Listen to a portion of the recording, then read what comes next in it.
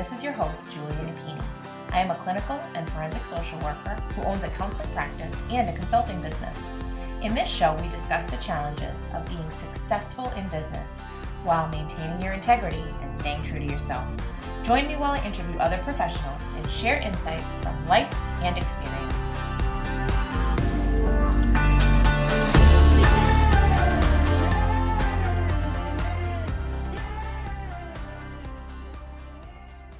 Let's talk about RingRx, our latest sponsor. RingRx is a high-quality, HIPAA-compliant telephone, text, and fax communications platform. They provide seamless, cost-effective communications for behavioral therapists, medical practices, hospitals, and other healthcare providers.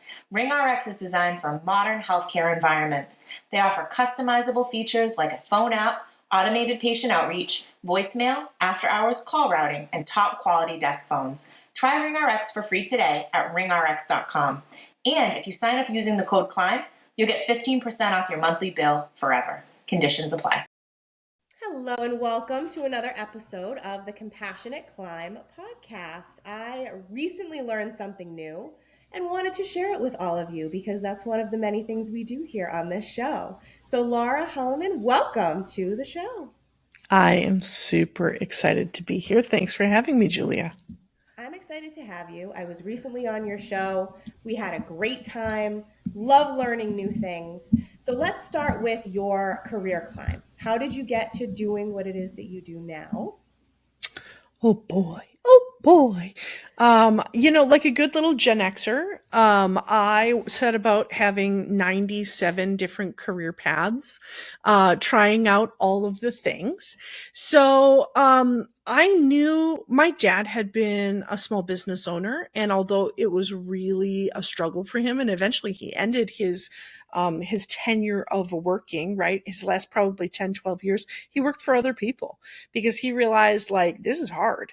I loved the fact that he got to control his own schedule. And I figured out like, right, I was 16, 17 years old with my first job. And I was like, I go to school all week so that I can work all weekend so I can go to school all week. Like I don't have a real life. And my dad, I remember having the conversation and he looked at me from the couch where he was sitting trying to take a nap because he was bone tired. And he was like, welcome to real life, kid. So I thought that small business ownership was going to be the path for me. And it was. So for the majority of my working career, which has been well over 30 years now at this point, I have been a small business owner, and I've probably start and run 5 or 6 successful small businesses until they kind of ran their path and ran their course. Life changed, right? Or I would figure out that I didn't like it. Like, turns out I don't like to be a mortgage broker. I think doing loan applications all day is really boring. So I stopped doing that. So for me, it was a lot about owning, right, what I did and how I could control my time. And then the second to the last business that I started was a small fitness training studio because I had gone on a personal development path, which had propelled me into taking better care of myself and my body. I had lost about 90 pounds. And I became a personal trainer as a way to create a part-time income, supplement the family income that we needed at that point. I still had small kids, so I wanted to be at home with them when I needed to be. And that led to fitness trainer, fitness coach, and the beginning of a personal training studio. From there, I was bringing in that personal development, which led my clients to start calling me a life coach because Oprah was talking all about life coaching at that point. And they're like, you're my life coach. And I was like, no, I'm your personal trainer. And they're like, you can keep saying that if you want, but you're really my life coach because we talked so much around the workouts. And so that was when I realized I had entered the coaching industry. And then there was the big idea, which was the business I currently have now. I had always loved personality assessments. It helped me understand people. It helped me sell and communicate to people better in all of those other previous 6 businesses. So, when I really think this was an inspired thing where like a new personality assessment was waiting out in the ethos and needed somebody to say yes and to start bringing it into the world. That person happened to be me. And I created the Endotype Formula Personality Profiling System, and now have been working with that for the last 8 years, I think. Oh, wow. What a cool journey. I Yeah, love to hear the backstory because it is very rarely ever what the person anticipates it's going to be or what we would expect listening to it. So I'm happy that absolutely. you landed where you did and found something that really seems aligned. So, what Yeah. is the endotype formula? So the Endotype Formula is a personality profiling assessment that is a picture of a person from the inside out. And it's a picture of the whole person. It's the way we've been designed to operate. Okay. So unlike things like strength finders where it's like, this is what you're really good at. I remember I was a mortgage broker. I'm good at numbers. They don't bring me joy. Mhm. That's not where I wanted to.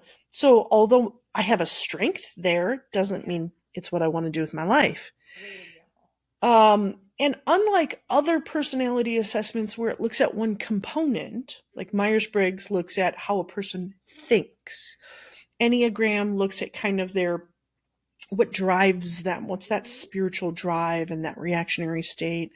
Um, the Endotype Formula, think of it like transparencies back in school.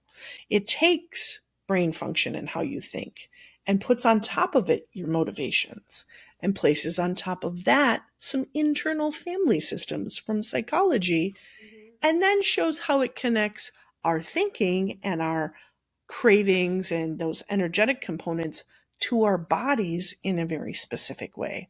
So Okay. it's this big picture of who a person really is. So cool. So, how does somebody discover their endotype? So, they take an assessment tool, they're answering questions. Yes, absolutely. So one of the beauty parts of the Endotype formula is you don't have to clear your schedule to be able to figure out what your endotype is. If you head over to endotype.com right now, Endotype, Endotype, you can take the assessment, take the quiz, big button right up at the top, and it's 4 questions, which usually is a little surprising for people because they're like, I answered 4 questions and you told me all of that about myself. Mhm. Like, how does that work? And it feels like a magic trick. Yeah. But what we're doing is it's do you think like this or like this? And we're narrowing it down into some very specific niches that give us the information that we need. So the questions, they're long, Mhm. but because of that, there's not 35 of them. There's only 4. Wow. So, you get a quick answer, it sounds like. How Yes. many types are there total? There are a total of 16 different endotypes. And so, I'm sure as time has gone on, you have gotten really proficient at identifying somebody's type. What are some of the key indicators that stick out Yeah. in a person as you My dig in the land? I call it human Sudoku. Mhm. Because for me, the endotype formula lives in my bones, right? And I can sense energetically. Like I get people energy and I get the energy of each of the endotypes.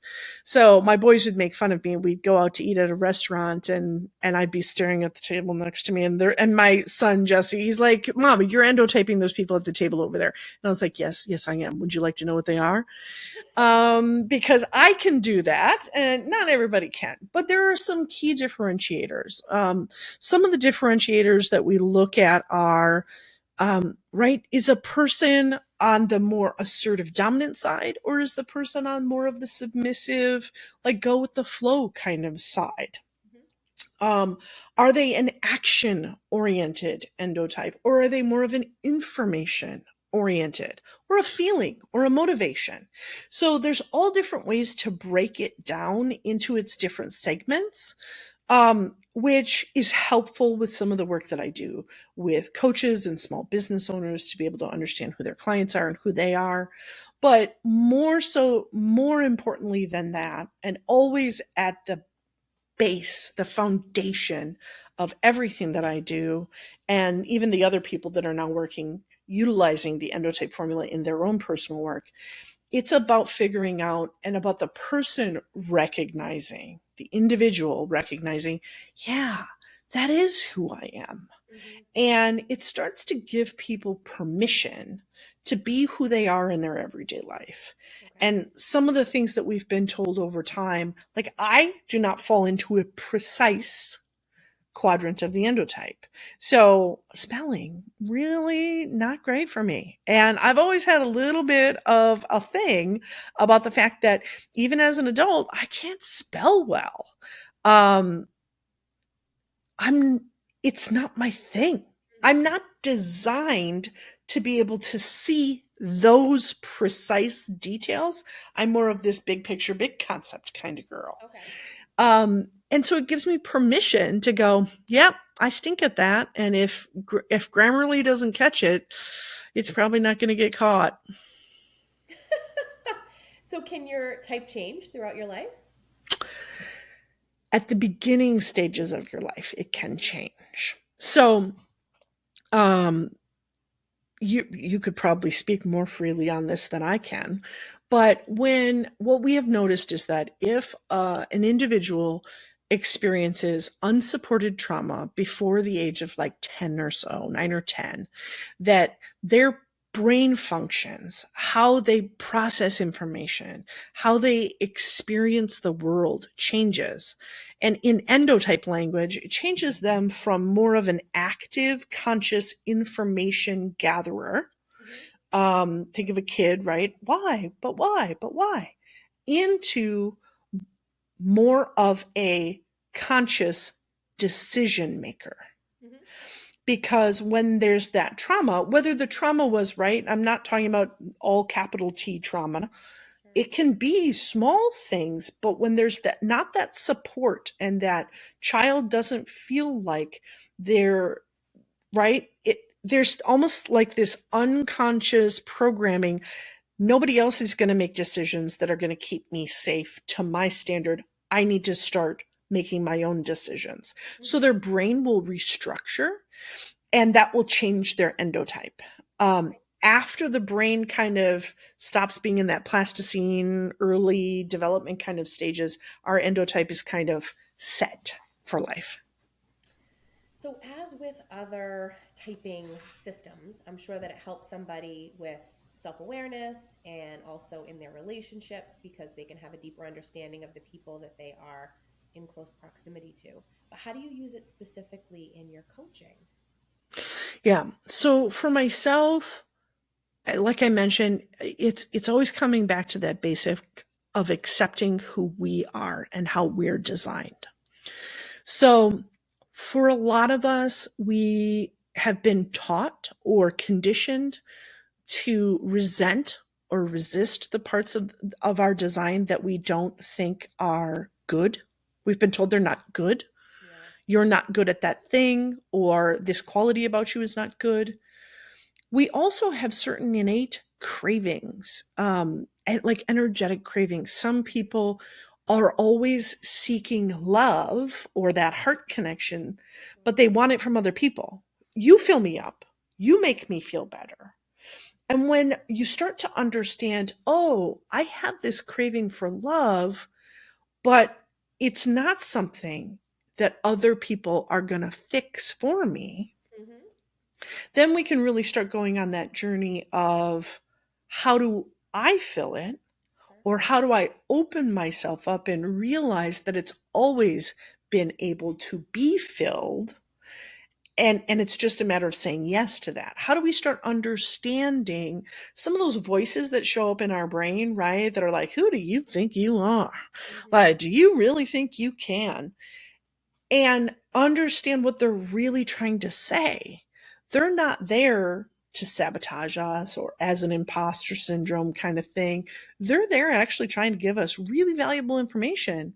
But the way that we're interpreting it doesn't help.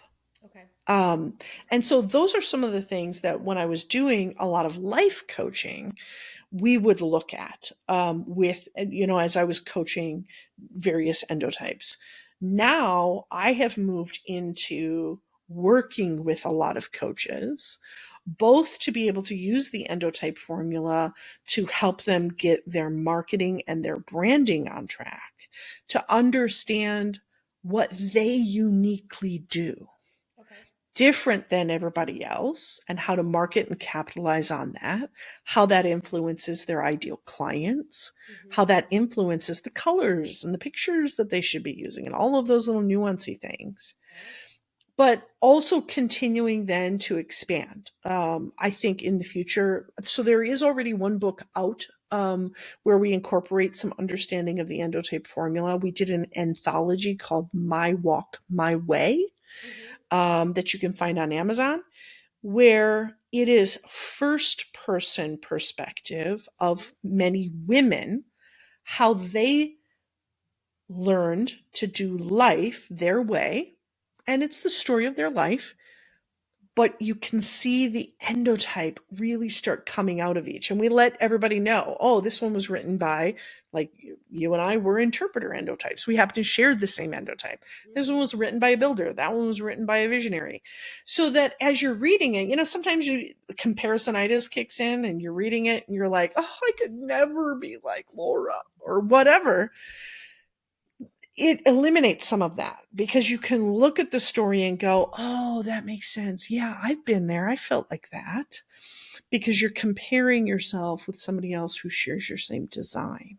Okay. So those are a few of the ways that we're utilizing it right now. Very cool. So you mentioned quadrants. So I'm thinking with the numbers, and obviously going through all 16 would be quite a task today. But is there any that group together? Yes. That's probably right. There's probably a good couple 100-page book coming about the different groupings because they can group together so differently. So there are some that are super dominant, super precise. Think of it like in terms of DISC. DISC, if you're familiar with that typing system, dominant, influencer, supporter, and compliant contemplator, that overlaps in a specific way over the endotype formula. Okay. So that's one grouping. In terms of how we gather and how we move through the world, that's when I had talked about action, wisdom, motivation, energy quadrants. So those are 4 completely separate quadrants than the DISC quadrants are. There's a lot of ways that it breaks down into separate pieces to be able to make the big picture of us. But it's why we have friends at work or have friends in our friend group and they're talking about a situation and we're listening to how they react. We're like, why did you do that? I can't understand how this woman thinks. I've started to think about the endotype formula big chart, right? With all the little types, like a map.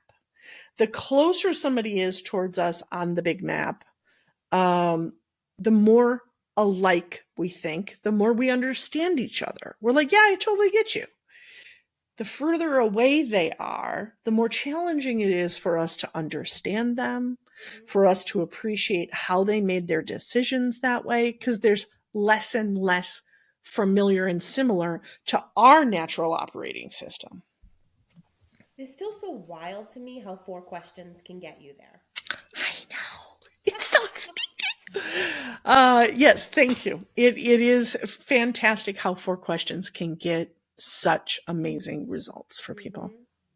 And so it sounded from our conversation on your podcast like a lot of this, and you alluded to it today, can really be used in, you said, identifying ideal client, branding, that sort of thing. So is that really the focal point, or do you also use it in more of a broad sense as well? And what would that actually look like for someone once they know their type, and they're working with you in how they start to implement that in some of their business Yeah. practices. At this point, my work has developed into working with small business owners, marketing, branding, helping them overcome the things that are getting in the way from their own success.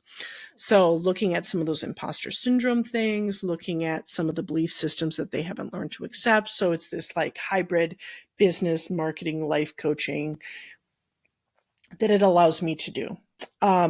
As I continue to move forward, with capacity.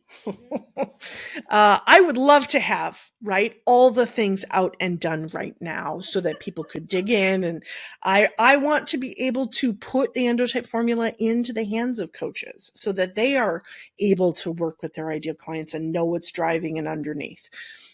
I want to put it in the hands of the general public so that they can understand, like, what makes my husband act like, why does he keep doing that thing that he's doing?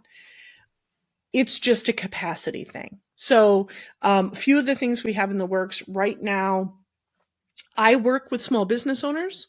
I also am training marketing professionals to be able to utilize the Endotype formula in their businesses for branding and messaging. So in that capacity, it's graphic designers, marketing professionals, business coaches needing to get their people on the right footing.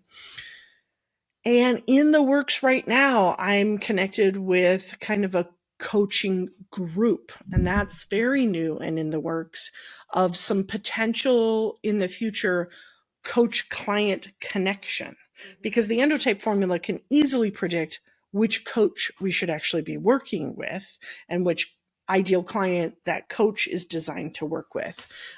So we have some of those things in the works right now. So more and more things will continue to come along, but all in good time.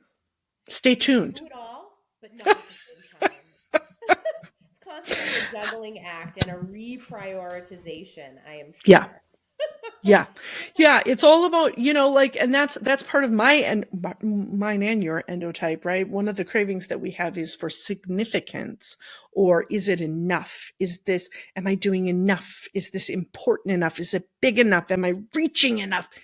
And so that's a personal place that I have to slow down and go, this is what it is for today. And tomorrow it'll probably look different. Any tips on getting there?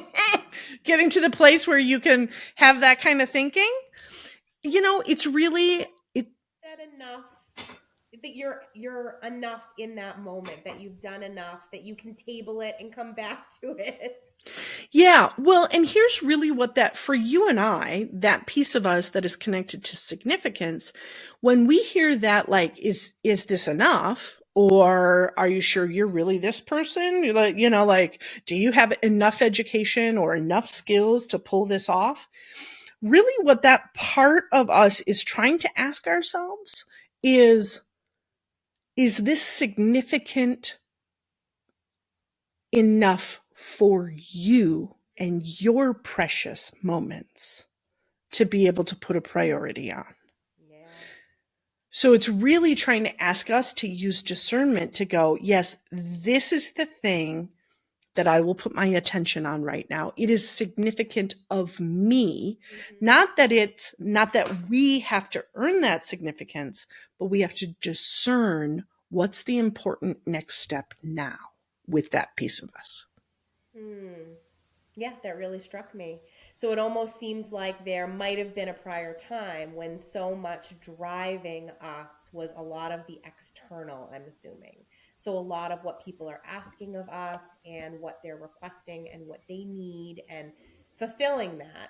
And of course, how can you ever feel enough when there's all of these demands around you and it's impossible for you to meet everyone else's?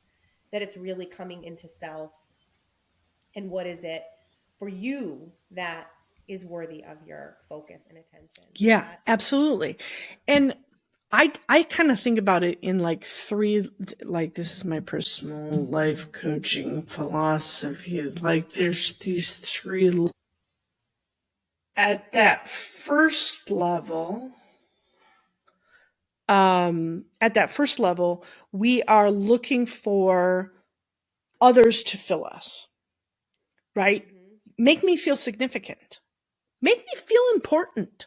Make me, help me know who I am. Help me feel loved or worthy or like I belong or whatever it is for each individual endotype. It's going to be something different. Okay.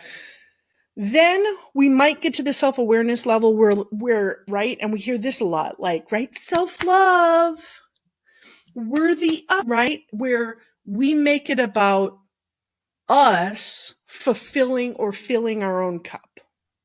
That's the second level, but there's a level that's above that where we start to realize that all the love we ever needed or all the belonging that we ever craved has always been accessible to us in this bigger universe that exists. So whether it is universal or God or source or energetic, however you want to think about it, we always have enough. We just have to discern where we're going to use our precious life these days. Beautifully said. Thank you for that.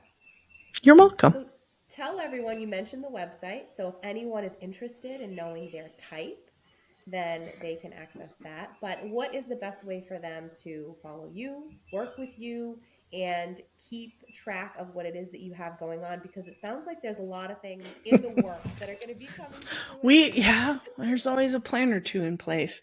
So they can take the quiz at endotype.com. If they want to know about the work that I'm doing with coaches these days, they would head over to endotypeformula.com.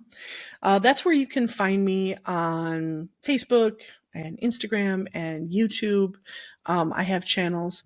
And specifically for the coaches, I recommend that they either follow Endotype on YouTube or the Raving Coaches podcast. That was a podcast that you were recently on, where we talk about the business of coaching. We do get to talk a little bit about each person's endotype also, because I want coaches to realize that their endotype is a beautiful gift they bring into their coaching and a unique gift they bring into their coaching. But we talk about marketing. We're about to start a social media series there. So those are a few of the places that you can find me. But the first step is always go take the quiz. Go learn more about yourself, because that's even more important than learning about me. I love it. And I think what this is bringing up for me, and a note that I want to end on and get your thoughts, is very oftentimes it can be challenging when we're in this coaching space or when we are on social media or when we can get stuck in that imposter syndrome or paralyzed by perfection or we're comparing ourselves to other people. And I think you've beautifully highlighted how we really all do bring our own unique self into the process, and we're all at different stages of discovering that. And so there really is no competition in my mind, that everybody does what they do in their own way. And this is another way to really illuminate that. Would you agree? Absolutely. Absolutely. Because it's this perfect for people who are business owners. It's not just your you'll hear all the time, like, your clients are you. Well, a lot of times your work is highly influenced by your personal life story, right? The things we've been through. Or people try and market their certifications or their educations, NLP and human design, or I went to school here and this is my degree. All of those things influence, but it all has to come together. Our design, our endotype, combined with our life, combined with our knowledge, makes us truly, truly unique in the work that only I can do and that only you can do. That's for us to discern and then build our business based on that discernment. Love that. Well, thank you for the work that you're doing, helping people to discover this and incorporate it in the work that they're doing and find their ideal clients. You're very welcome. Thanks for having me on today. If you like what you're hearing, please rate and review. This will help others find us and benefit as well. The Compassionate Climb podcast represents the opinions of Julia Napini and her guests. The information provided is intended for educational purposes only and should not be taken as legal advice. If that is what you are seeking, please consult an attorney.